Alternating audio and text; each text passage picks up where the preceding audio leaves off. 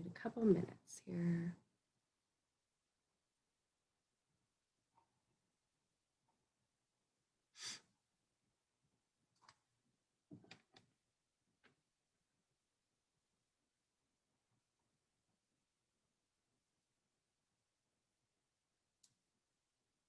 Hi, if you're just joining us, we're just going to begin in about 1 minute. You are all muted upon entry. And so if you have any questions or need anything, you can use the chat box. But that just helps with background noise and anything like that. And we'll begin here in just a moment. I'm just making sure everybody gets logged in here.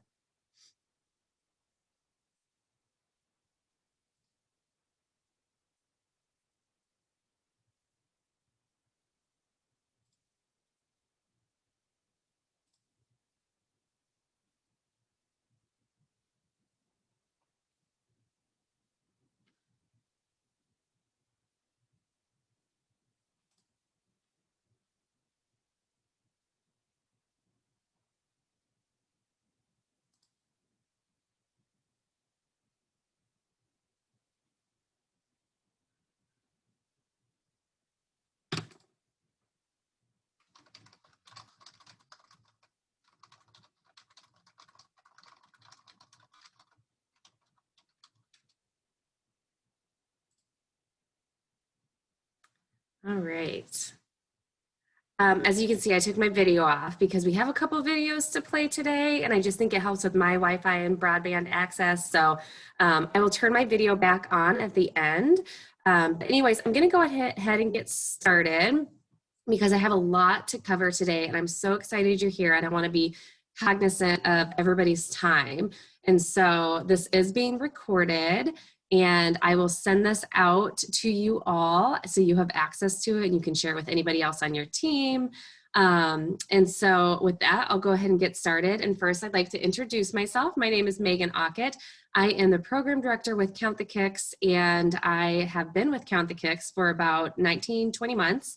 It'll be 2 years this summer. Really excited to be part of this organization. I originally worked for the Iowa Department of Public Health. We are based in Iowa, and I worked on tobacco prevention and education, specifically around cessation and pregnancy. And so I'm very passionate about empowering women and maternal and child health. And so this was just a great fit.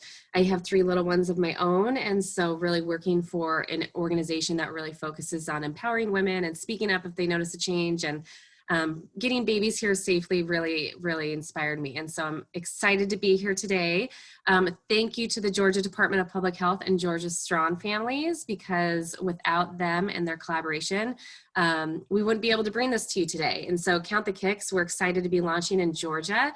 And before we kind of dive into the full presentation, I really like to share this video that was aired on Good Morning America in 2017. The reason I like to share this is a couple of reasons. One, it just gives you a good, feel good at the beginning of this presentation, and it really gives you a good awareness of what Count the Kicks can do and why it's important. And then after this aired on Good Morning America, we saw a huge increase, like 3,700 percent increase in our app downloads. And it really goes to show you the importance of storytelling and media and outreach. And that's really important, especially as you're working with your expectant parents. If you find these stories, or one of your parents was using the app and noticed reduced fetal movement, spoke up, baby got here safely, those are the types of things that we celebrate, and we celebrate hard. So we would love to hear that, and these are what's important that really helps share that message with moms. And so I'm going to share this. It's a little delayed, so it's not your computer. This video in particular is a little delayed, but you should be able to hear it okay. We're going to turn now to that GMA parenting alert about a free app a mother says helped save her baby's life by tracking how often she kicked. ABC's Diane Macedo is here with that story. What is this all about? So this mother says that everything was completely normal in her pregnancy until one day, thanks to this app, she noticed that something was off. Well, it turns out her baby was in real trouble. For Emily and Jeremy Ecoff and 2-year-old Liam, Oh, nice. life with their new baby Ruby is extra precious. We have a healthy baby girl, and we could have had a burial instead. Ruby is lucky to be alive, and her mom says that's largely thanks to an app. The free app called Count the Kicks aims to prevent stillborn deaths by helping moms record their baby's movements. You can just tap the baby's footprint every time you feel a movement. A movement could be a kick, a roll, or a jab. Used at the same time every day, the app tracks how long it takes to reach 10 kicks, helping mom learn what's normal for her baby. And we also send calendar reminders and text reminders so that moms are reminded to do it once a day in the 3rd trimester. It's just one of a growing number of apps helping parents through pregnancy and labor. For the Ecoffs, everything was going smoothly until one day last month. The kicks were not happening as frequently as they usually did. And when she did move, it was really like soft, subtle, not like hard kicks like normal. Emily knew from the app that her baby normally kicked 10 times in under 10 minutes. So when she only logged 3 kicks in an hour, she rushed to the hospital. All of a sudden, they came in and said, you're going to have an emergency C-section. The umbilical cord had wrapped around the baby 3 times, limiting her movement. Doctors delivered Ruby just in the nick of time. Not only has Ruby been saved, but potential generations have been saved. She sleeps about 23 hours a day. 4 weeks later, Ruby is now home, healthy, and sleeping like a baby. Doesn't get much cuter than that. Now, the app was made in Iowa, which is where that family is from, but the creators say it's now spreading nationwide, thanks in part to Ruby. Since the news of her birth, the app has gained more than 5,000 new subscribers. So, Robin, the app saved Ruby, and by raising awareness, she may end up saving many more.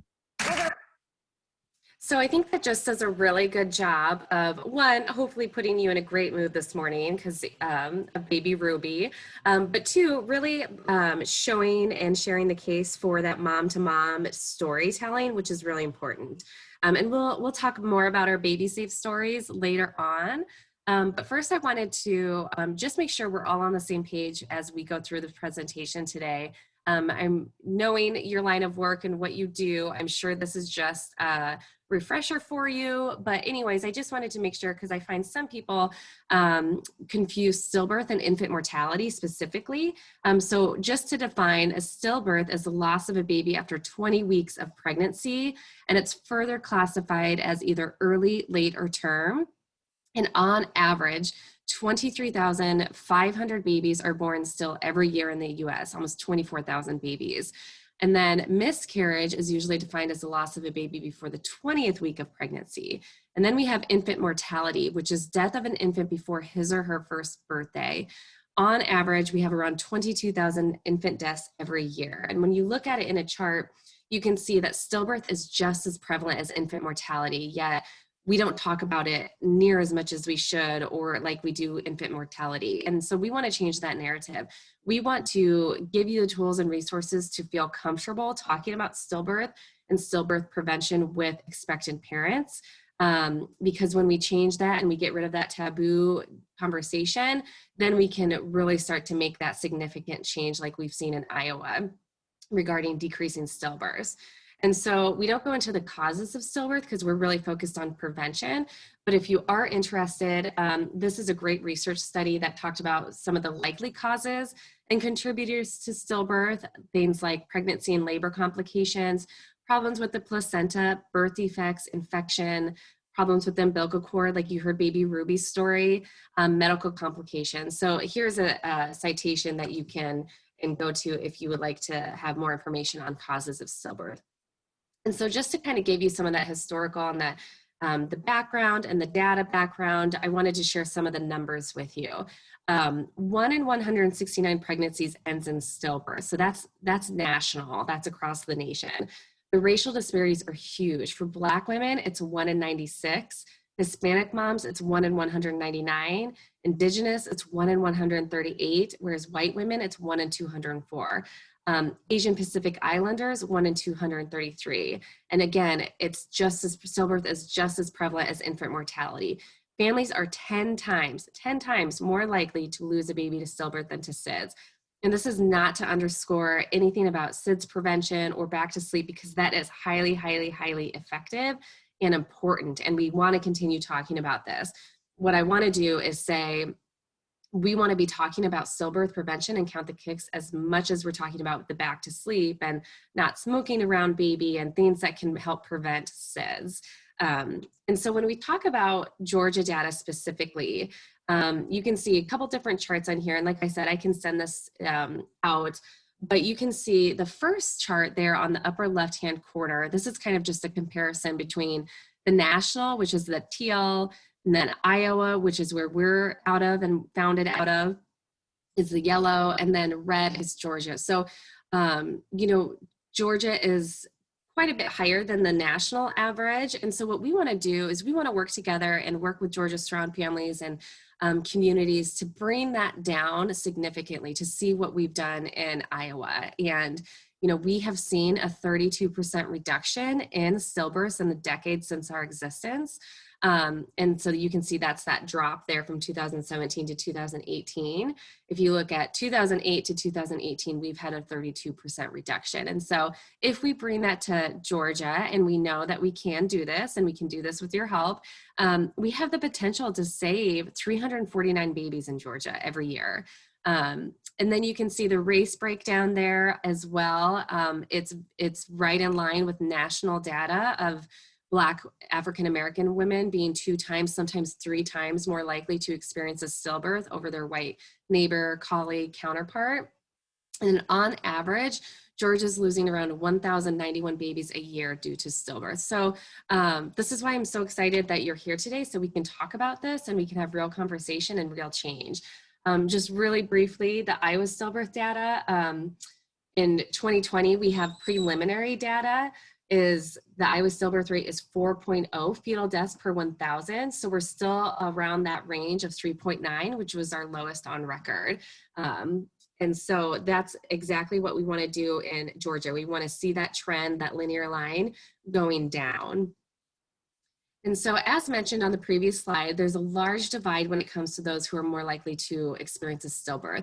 And so I just wanted to take a moment to share what research has shown to be some of the contributing factors to this. And I don't think this is a surprise to anyone, but I think it's highly, highly important that we talk about and we continue to talk about, because that's how we're going to make change, and we're going to create initiatives and elevate women of color and voices of color to resolve this issue and make sure that race is no longer a predictor of stillbirth. So the systemic racism.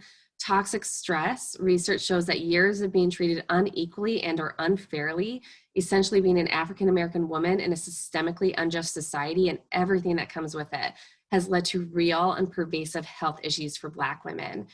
Epigenetics, those physiological variations that are caused by external or environmental factors that switch genes on and off, you know, those changes in the DNA sequence.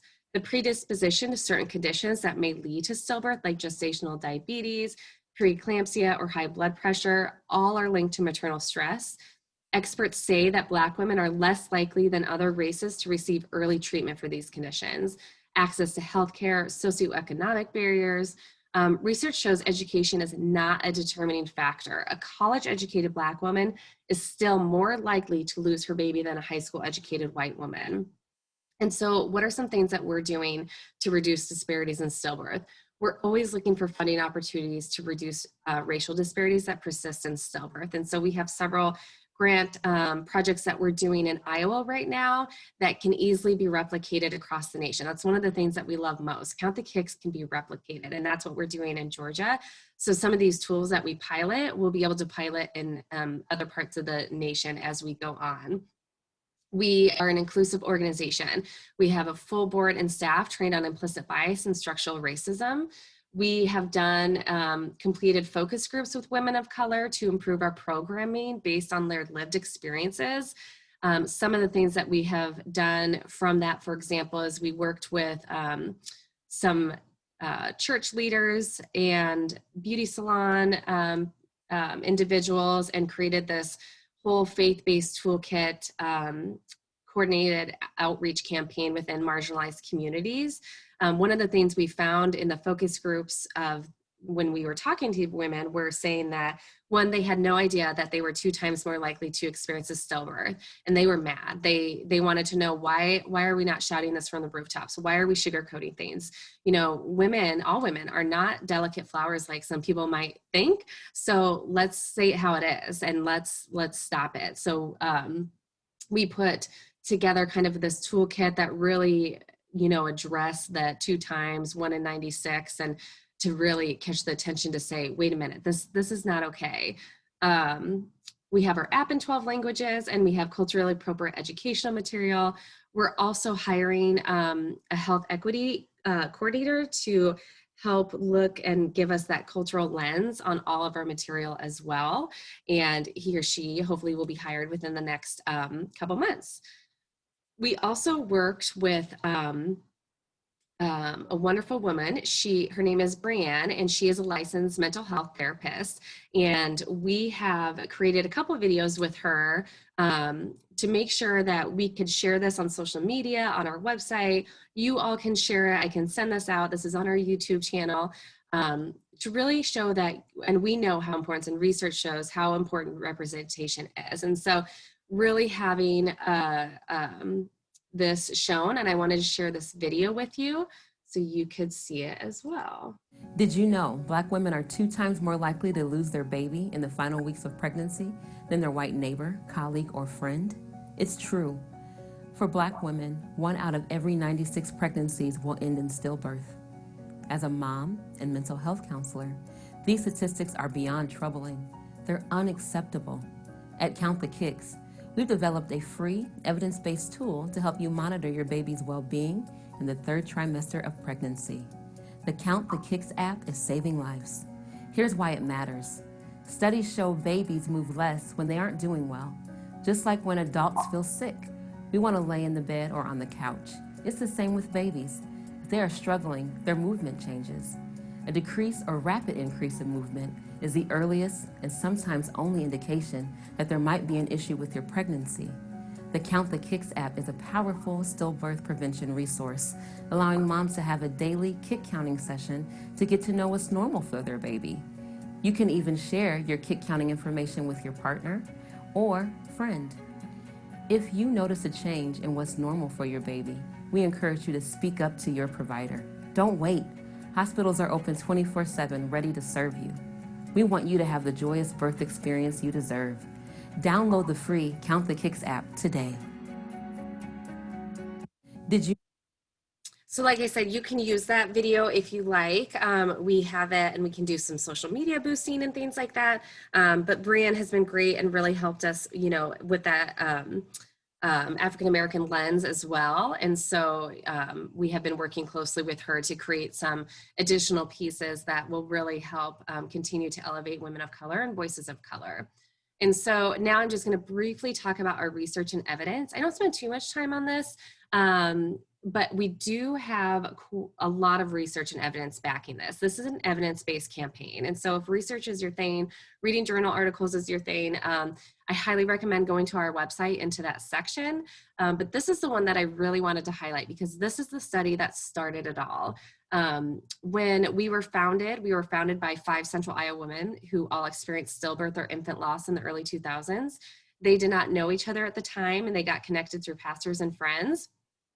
So when they started connecting over coffee and just grieving together and, you know, wanting to do something so nobody else would join their group, they were at a conference, a stillbirth conference, where they heard about this research study that was done in Norway that showed when this particular group of women, pregnant women, were shown and talked to about the importance of maternal fetal monitoring, the stillbirth rate decreased around 30%. And so the founders came back to Iowa and said, we can do that. We can create a campaign that talks about the importance of tracking fetal movement, gives moms, expectant parents the tools to do so, gives providers the tools to talk about it with their expectant parents and save babies. And that's exactly what they did. And that's what Count the Kicks is based off of, entire research and evidence. And there's more research than just this study, but this one is the one that really started it all. And so Dr. Ruth Fretz is quoted here. She says, Tracking fetal movement is a non-invasive way for expectant parents to monitor their baby's health in the 3rd trimester of pregnancy. Babies can be saved when expectant parents are educated on getting to know their baby's normal movement patterns starting at 28 weeks and to speak up if they notice a change. And so I'm going to turn into really the meat of this webinar and the implementation of Count the Kicks, because what she says here when she talks about babies can be saved when expectant parents are educated on getting to know the normal movement pattern. I'll be talking about the normal, understanding baby's normal movement pattern quite a bit, because that's something that I really want you to share with your expectant parents when you go back and talk to them about Count the Kicks. So when we talk about Count the Kicks and what that truly is, it's the method for paying attention to the baby's movements. Again, this is a highly effective method we teach moms. It teaches the method for and importance of tracking fetal movement during the 3rd trimester of pregnancy. Again, research shows that the benefits of expectant moms tracking their baby's movements daily and learning how long it normally takes their baby to get to 10 movements is key, because after a few days, moms will begin to see a pattern. They will begin to see a normal amount of time it takes their baby to get to 10 movements. That way, if their baby's normal changes during the 3rd trimester, this could be a sign of a potential problem and an indication that the expectant mom should call her healthcare provider right away. So this is just a really quick and easy infographic that we created that you can share with expectant parents of how to count kicks and why you should count kicks. And so again, the app is our hallmark tool, which we'll talk about in a moment. But what's really great about the app is it gives moms that visual. They will be able to truly see that trend of what's normal for their baby. So they'll easily be able to tell when something is off and baby's movements are not normal. So again, it's evidence-based, it's mom-focused. I said earlier that one of the things I love about this is empowering.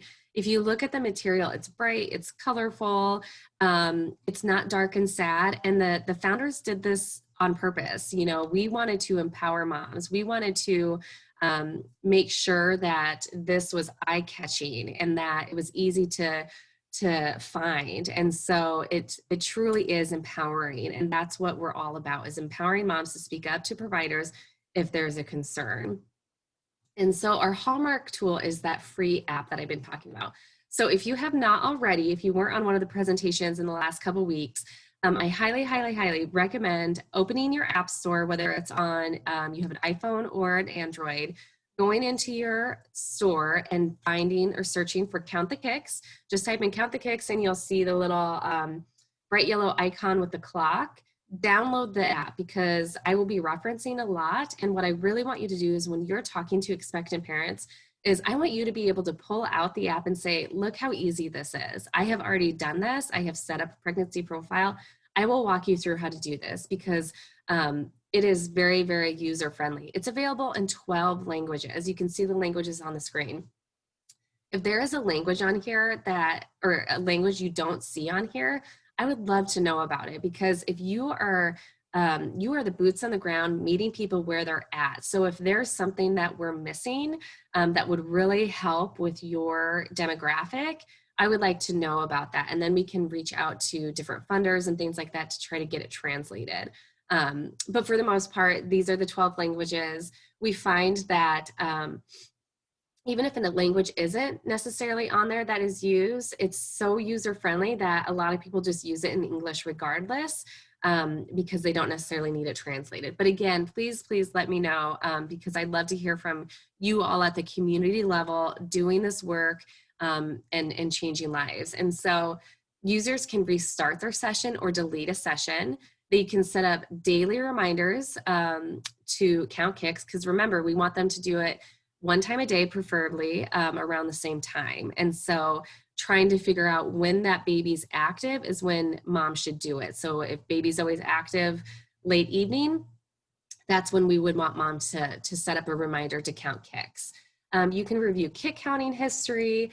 What's really cool is you can download the history to share with their provider, family, or friends. It downloads like an Excel spreadsheet. So especially in the world of telehealth and where we're at with COVID. This is extremely important that you can upload a report and send it to your provider. You can count for singles or twins. You can track future pregnancies on the same profile, so you don't need to set up one every single time you get pregnant. You can manage multiple devices registered to your account. So let's say I'm counting and keeping track, but my husband also wants to track it and pay attention to it and see the data. He can log in as well. And again, it's available for free. And one exciting feature that we'll be launching later this year is that we will have it available on smartwatches. And so moms can just count by tapping their smartwatch, their Apple Watch, and it will sync to their phone automatically. So that's something we're working on. So be on the lookout for that. And so if during that time you took a moment to actually download the app, that's awesome. I would love for you to, I probably feel like this is the only presentation where I want you to do something else while I'm talking, is I want you to download it and I want you to play around with it because it's super easy. You just create an account, you create a pregnancy profile. The app walks you through, we call it a carousel. It's basically at the very beginning of how it works. How this is something everybody has to read by, hitting next before starting it up.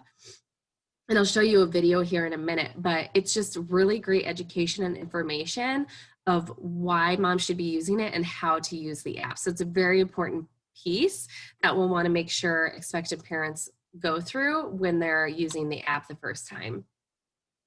And so again, you can count for singles or twins. It really helps see what's normal for your baby. There's that normal word again. Be sure to share with your families, your expectant parents, to make sure they contact their provider if they notice a change. And so when we talk about change, what do I mean by that? And I've said this multiple times, what's normal for their baby. So the app starts tracking the average time it takes to get to 10 kicks right away. So after a couple sessions, around 3, the app will show you a graph, which I'll show you here in a minute, of what your baby's average time is. So let's say my baby takes about 10 minutes to get to 10 movements, and my friend Sarah's baby takes about, 25, 30 minutes to get to 10 movements. Sarah knows 25, 30 minutes is her baby's normal.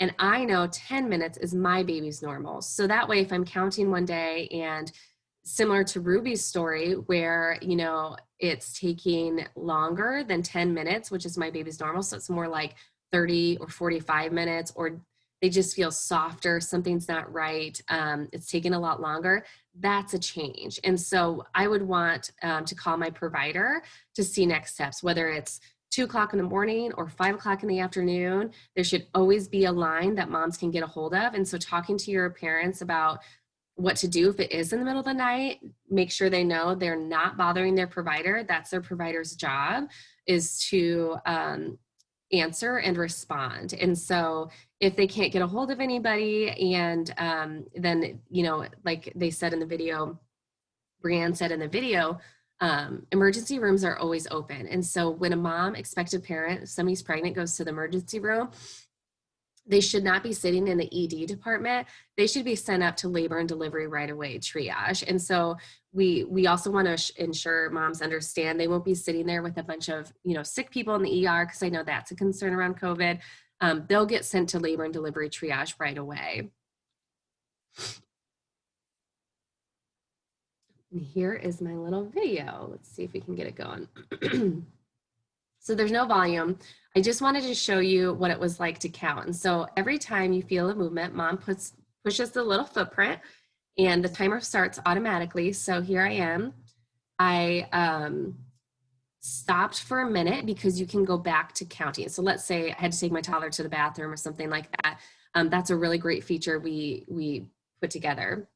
But this is going through the carousel that I talked about earlier of how to use the app that everyone will review when they first log in. You can access this at any time. So if you need a reminder, if you're like, I can't remember how to do this, you can click on that how it works at the bottom of the foot that you just saw, and it will walk you through the importance of using the app and how to use the app. So here I am. You can see the timer is back where it was. I'm going to continue counting. You can see that how it works at the bottom there too. So And then I went out again. This is a new feature. Again, let's say I had to answer the phone or somebody came to the door or I did something else. I want to either continue my kick session if it's around the same time, or I want to start a brand new one. If it's been like 2 hours and we just completely forgot, let's just start a brand new one. But I'm going to continue. So again, it starts with the time where I was. Hopefully it was just like a minute or so.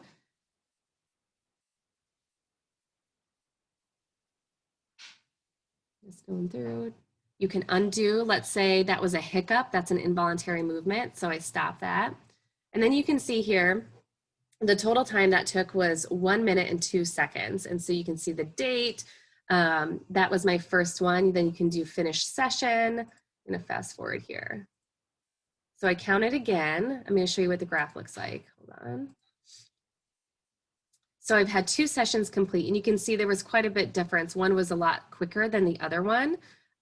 So the graph changed. Here's just showing more features of the app. Again, this is why I highly recommend you go through it. You can do your pregnancy profile. You can read FAQ. I changed languages to Spanish. You can easily do that. Here's the graph again showing my baby's kind of all over the place. Here's me counting for twins. So I set up a new pregnancy profile, changed my due date. Here I am, I'm gonna count for twins so you can see. So every time you tap the footprint, it's on blue, that teal, that means I'm counting for that baby. So you can see it switched to Georgia baby number 2. Now I'm counting for that baby. But let's say I felt a movement for Georgia baby 1, I'm gonna go back. So it just kind of goes back and forth like that, depending on how you feel baby's movements and between the twins.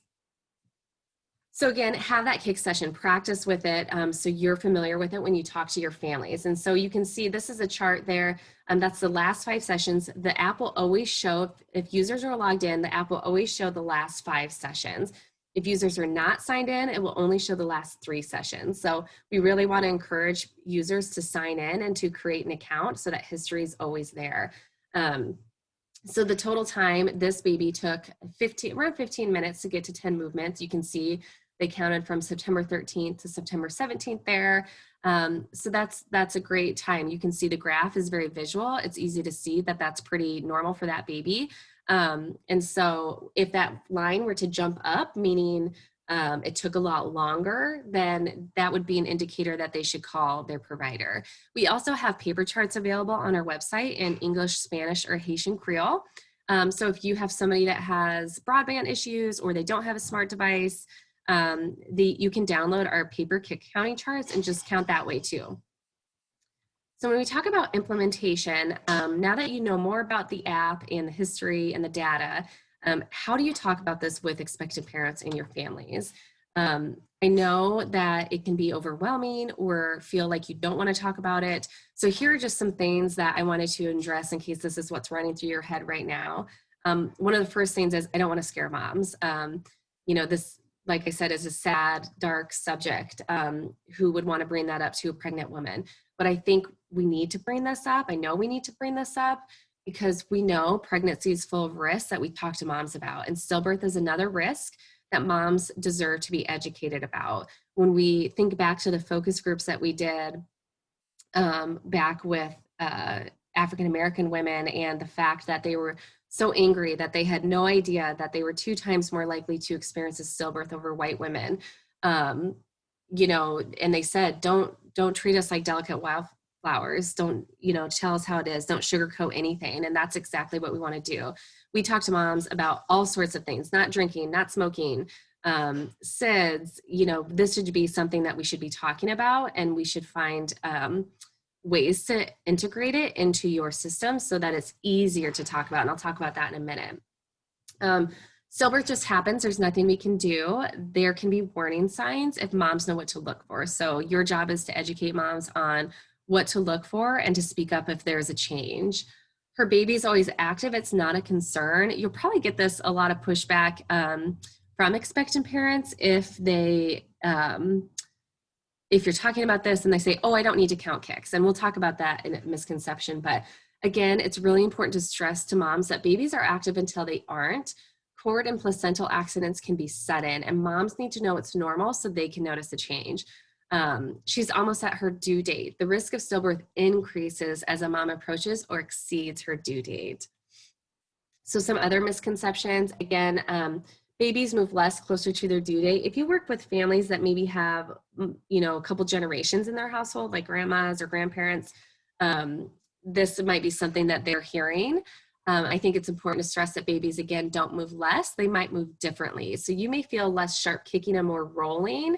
However, if mom is monitoring baby's movements at the same time each day, it should still take about the same time to feel those 10 movements. My baby is always active. Here's that one again. Active babies can also experience distress, sometimes quickly and without other warning signs. Tracking movement really takes the guesswork out of knowing. So I've had friends who say, oh, my baby moves all the time, but do you really know how often or how long it takes baby to get to 10 consecutive movements? A lot of times it's not. It's, or they say, oh, it's 5 minutes, or was it 10 minutes? They can't remember because we're busy. We have lots going on in our lives. And even in pandemic, when we're stuck at home, we have a lot going on. So it's hard to remember those things. So this app really helps take the guesswork out of knowing if your normally active baby has slowed down. Here's a big one, especially now with telehealth appointments happening more and more. I can hear baby's heartbeat on a Doppler device, so I don't need to worry about movement. But actually, a change of baby's heartbeat is one of the last things to occur when a baby is in distress, whereas decreased movement is an early sign. So unless they're medically trained on how to use a Doppler device, we really do not recommend it. I know there's apps you can download and things like that, but again, decreased movement is an early sign baby's in distress. And if you think back to that video with Brianne, again, she said, an active baby is a healthy baby. And if you think about it, when you and I are not feeling well, we are just kind of, laying on the couch, watching TV, that type of thing. When we do that, that's the same with a baby. When baby's not feeling well inside the womb, they're not as active. And so that's important to know that unless they're medically trained, no Doppler devices. Here's another old wives' tale you might hear from like grandparents, babies just getting ready for birth and running out of room. Oh, where's my little, there it goes. They should continue to move up to and during birth. I think we all know that here, that babies are moving, contractions are happening, they're wiggling, they're getting out of that birth canal. Here's a different one, an older one too. Mom should get 10 kicks in 2 hours. You hear that 10 and 2 all the time. I think it's because it's easy to kind of come off the tongue, but it's a common misconception and outdated. So what research now states is that moms should be focusing on fetal movement in general and understanding their baby's pattern. Again, going back to that, what's normal for your baby type of mentality. There's a research study on this on our website that you can read, but basically what it says is when we put that time limit on mom, saying the 2 hours, for example, saying, okay, let's say my baby's normal movement pattern is 15 minutes, but one day I get 10 movements in 1 hour and 45 minutes, I still feel good because I got it within 2 hours, when really that's a significant change to baby's normal movement. So really just paying attention to what's normal for their baby is important. Only high-risk expectant women should do this. All women should do this. We don't only do the glucose test for high-risk women, and a lot of women who do have stillbirths had no other risk factors. A lot of our lost moms or some of our ambassadors had no risk factors. They have perfectly healthy pregnancy and unfortunately lost baby. And so we want to be talking about this with every single person. And I see a question in the chat. That's awesome. Yes, I should have mentioned this at the beginning. If you have questions, go ahead and put them in the chat so we don't lose them and forget them, and I will address them at the end of the presentation. So thank you for that. So when should you start talking about count the kicks? Around 26 weeks if high risk, 28 weeks otherwise. So around that third trimester. So again, how do you do it? Emphasize that bonding time and things like, do you know about the importance of tracking your baby's movements? Let's talk about how to track your baby's movements. Again, this is how you can open that conversation to begin that stillbirth prevention conversation that might be so overwhelming and hard to start. Really sharing with moms how movements are jabs, rolls, pushes, anything but hiccups, especially those first-time moms who aren't familiar with movements and what they feel like.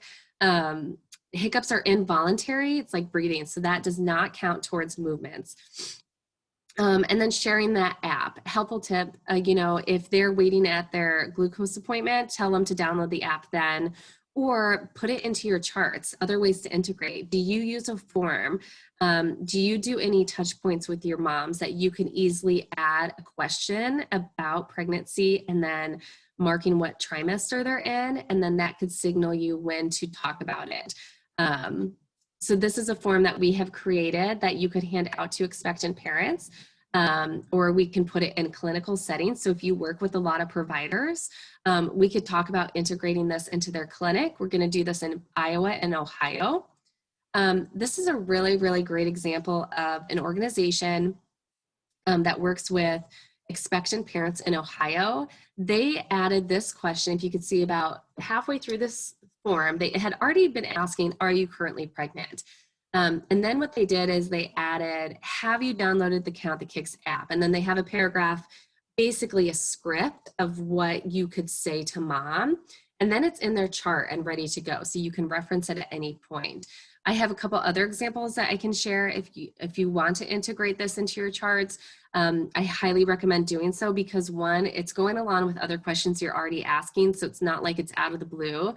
But let's say you were working with a family and they join and they're already, maybe they're only 12 weeks pregnant and, you wouldn't be talking about Count the Kicks yet, but you can really start setting the stage in the second trimester saying, okay, at 28 weeks, we're going to talk about baby's movements. And when you come in for your 24 weeks, I'm going to make a mark on your paper that says we're going to talk about downloading the app, so then they can download it. And so I'd really like to know from you how often you're meeting with your expectant parents and families, and how you can integrate that in is really determinant on how often you meet with them, what paperwork you already use, because we don't want to add anything, right? We just want to make this easy. And if we do add, it's going to be a super simple form. And then just knowing to talk about it. We have great resources and educational material that you can send, you can mail, you can hand it to them. And then we also have this awesome how-to video. We have this in English and Spanish. I really, really think, especially if you're meeting with parents, sometimes over the phone and you can email them things, I would email them a lot of these resources that they can watch and learn on their own. So this is a really quick, short video of how to use the app. And here we go. Count the Kicks is a great way to monitor your baby's well-being, which is why many doctors recommend making this part of your daily routine at 28 weeks or 26 weeks if you're high risk.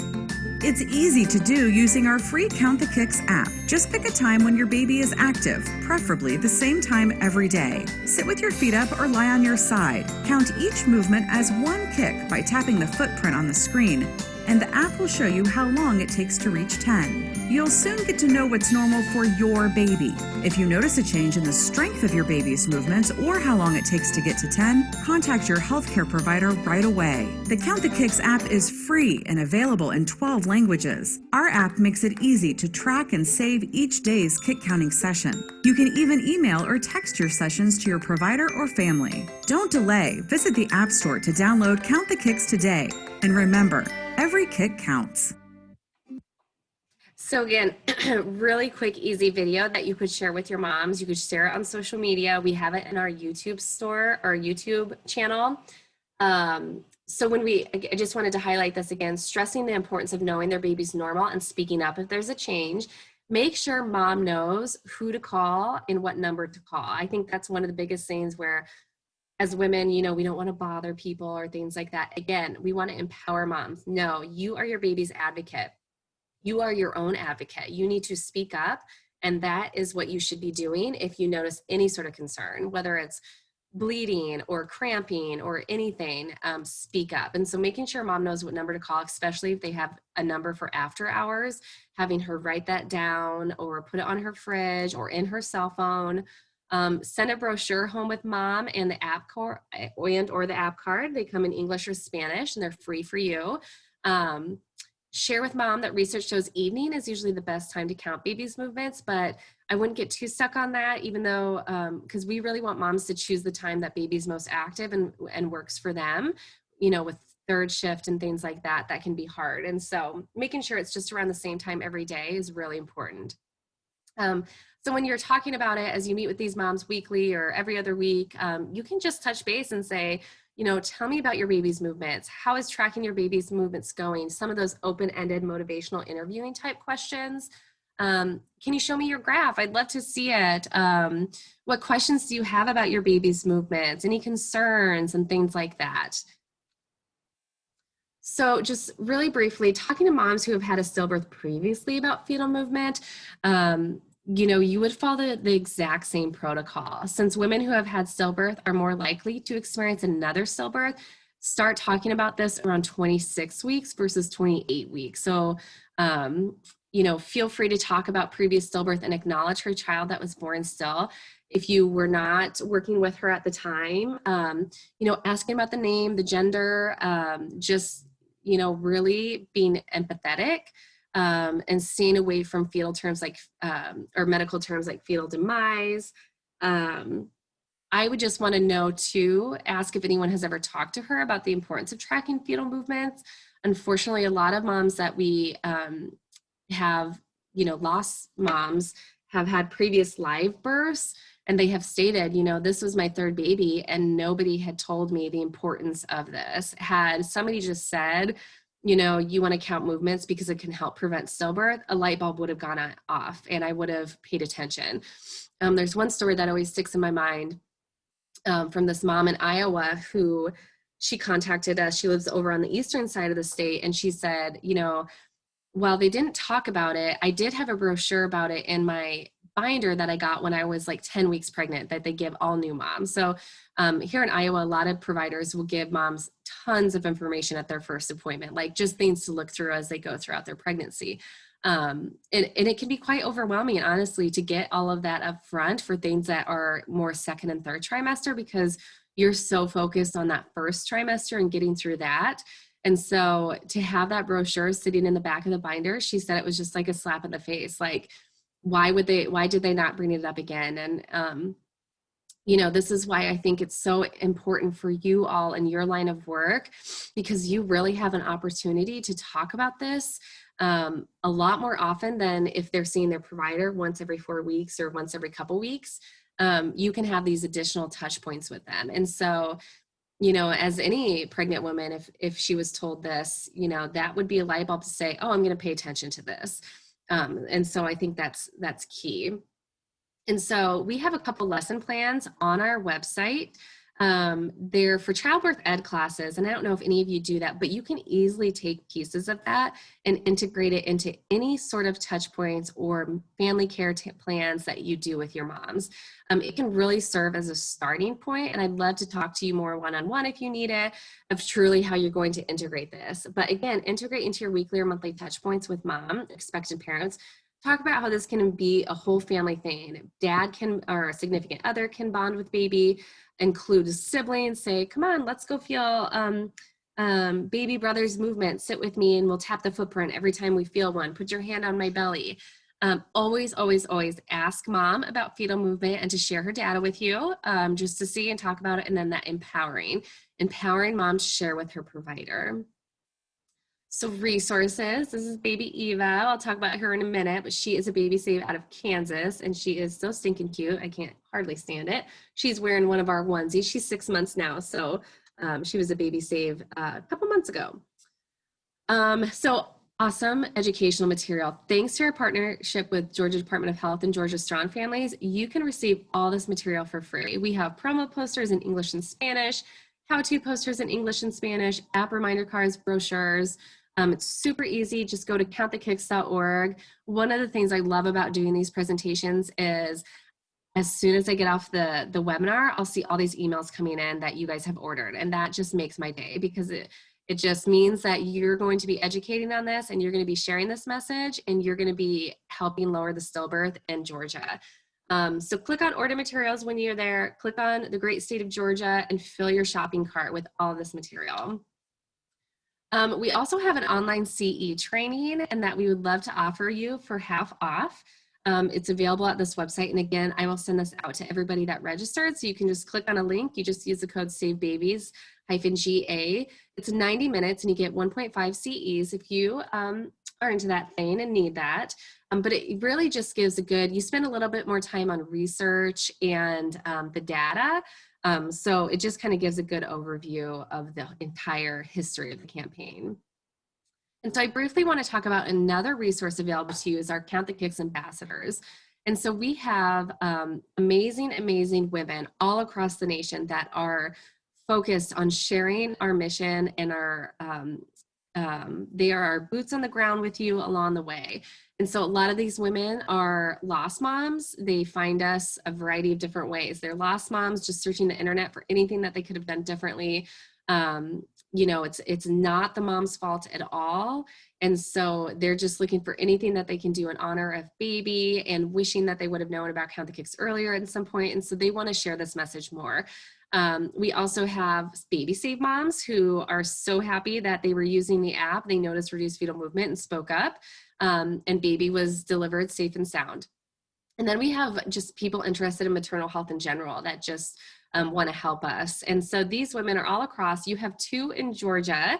They can help you with a variety of different events as well. If we, start to do more post-COVID things, when things get more, comfortable being out. But we have Erica and Jada, both in Georgia. And so if you ever have a conference or you need somebody there, and since we're based in Iowa, it's a lot easier for them to come than for me to fly out. As much as I would love to visit Georgia, these are our go-to women. They have been trained, they're passionate volunteers, and they would be wonderful to help you out with anything that you need. So I can connect you with them if you ever need so.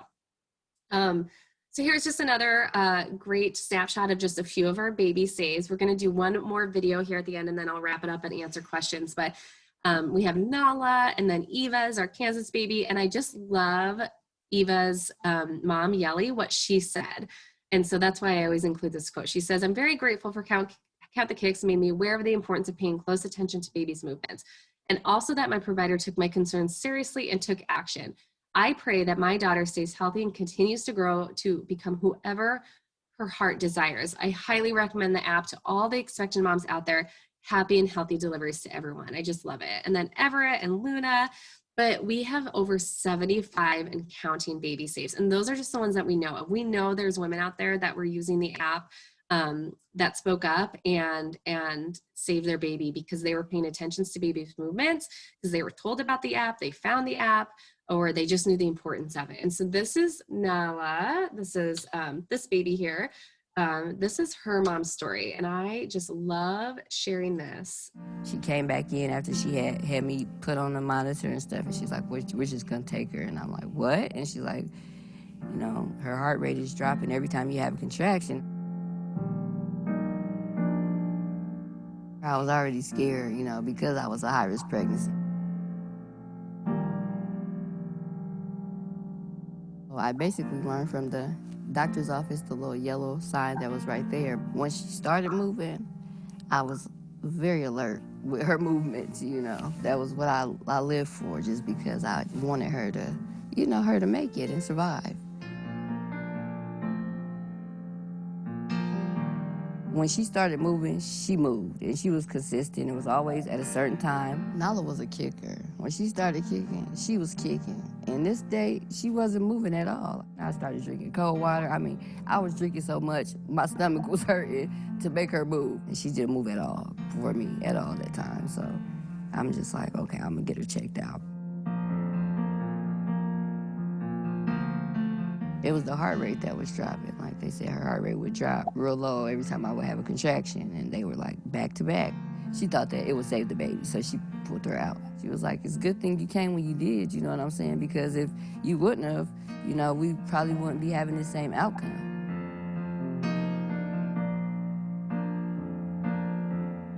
I think about it every day, like, oh man, what if? Definitely to pay attention to Count the Kicks, I feel like it's important just because had I not, knew to do that, Nala wouldn't be here. Don't second guess yourself. Don't feel bad or stupid. Don't worry about insurance or the emergency room bill. Go check on your baby, because your baby might not be here. You just pay attention, seriously. Like, it's your baby's life.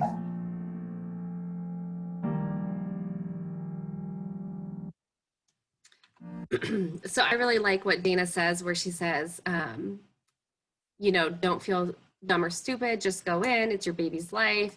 And I think that really resonates with people because, so many of us, like I said earlier, worry about bothering our providers or things like that. I can tell you from, my second daughter, I only have 3 kids, but 1 daughter. My second baby, she took her sweet time in moving. And I did call and go into triage several times to check her out. And that's what we really want. We want them to know, moms to know what's normal and then to speak up. And then, the provider takes those necessary next steps of testing and making sure baby is okay via different medical things. And so next steps for you, download the app, practice using the app, play around with it. Make sure to share this information with team, order the material so you have it ready to go. Take the online training if you want. And with that is my contact information. Thank you so much for your time. I'm going to check the chat really quick. Okay, does the food you eat have anything to do with decrease or increase of movement, or is that a misconception as well? Great question. And so one of the things that we're trying to really educate and work on is, and Dana's video is a couple years old, and she even mentions drinking cold water.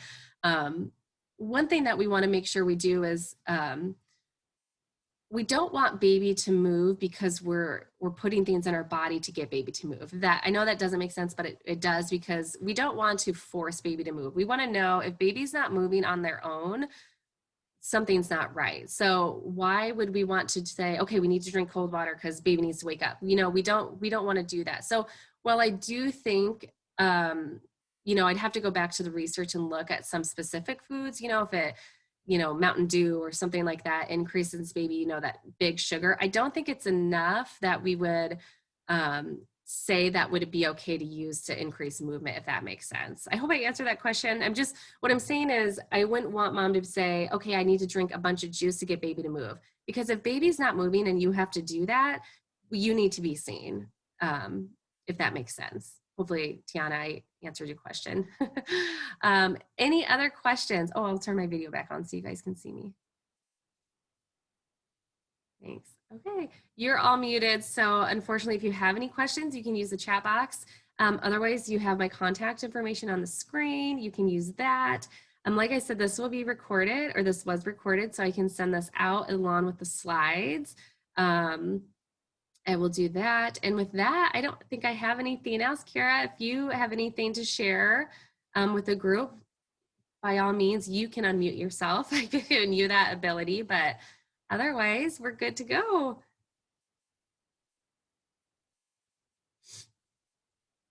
I can't get back to my screen.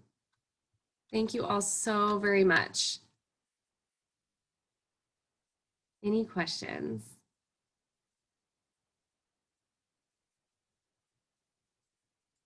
Thanks, Natasha.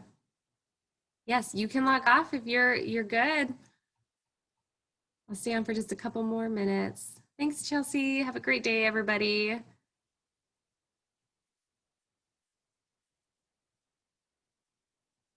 Awesome.